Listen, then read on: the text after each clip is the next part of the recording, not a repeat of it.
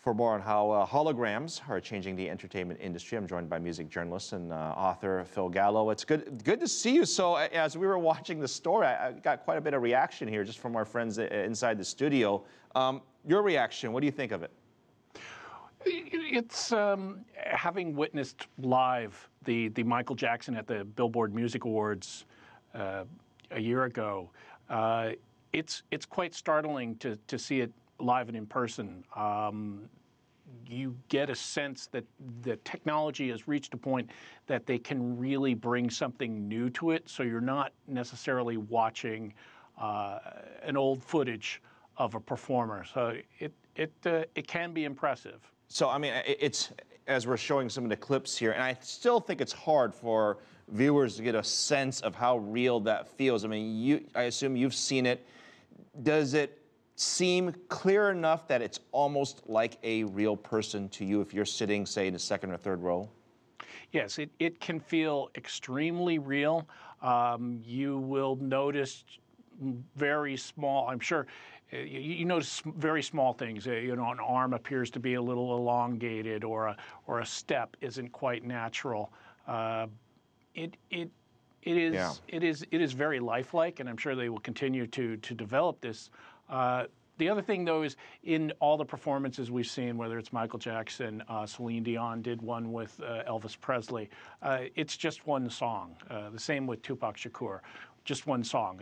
The idea of sitting there for 90 minutes and watching this, I'm not sure how much of how real that's going to feel. So okay, let's talk about the money a little bit here. Let's just take Michael Jackson for example. A lot of us have not seen him in concert, I assume. And you would like to see him in concert. So here's your chance. You can fill up a stadium, put on the hologram, and watch Michael Jackson perform. Is that a money-making strategy? And if not, how are they going to make money, I should say, the people who make this technology? Well, I think it's all according to scale. Are you going to say we can produce a show that has Michael Jackson featured in it that plays an arena or plays a smaller theater? I think that's very up in the air right now as to how large of an audience this would have across the country. And can you do 30 shows or can you do 90 shows? That'll be the real difference.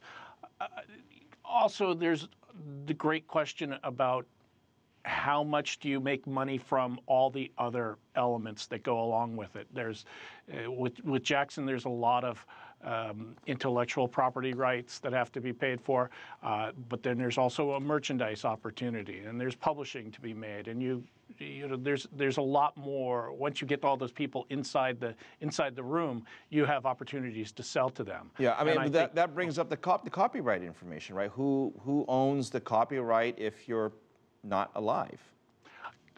Correct. Well, it's the heirs and the estates, and I think it's the estates that own the intellectual property, own the copyrights, have control of them.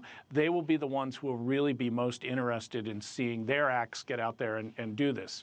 Some people who are, I would love to see an Otis Redding hologram, for example. Is it a case of, do you see Otis Redding sing the songs he wrote? Or is it a full Otis Redding concert? Who knows?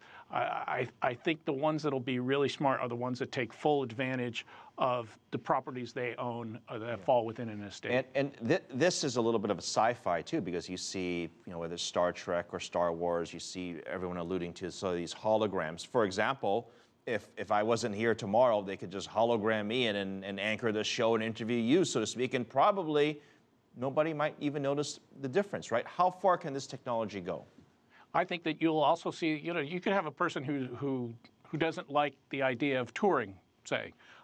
So if when Adele puts out an album, Adele could sit in London and have an intimate audience, or, you know, a small theater, and have that show beamed around via hologram. And I think people would pay money to see it. And then she could go on tour later on.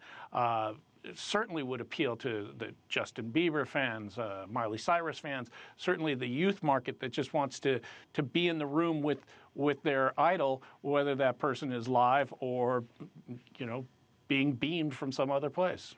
I think there are so many applications this could be used for aside from the music industry. I'm guessing they probably are just starting to come up with those ideas. Phil, thank you very much for helping us break this down. Thank you.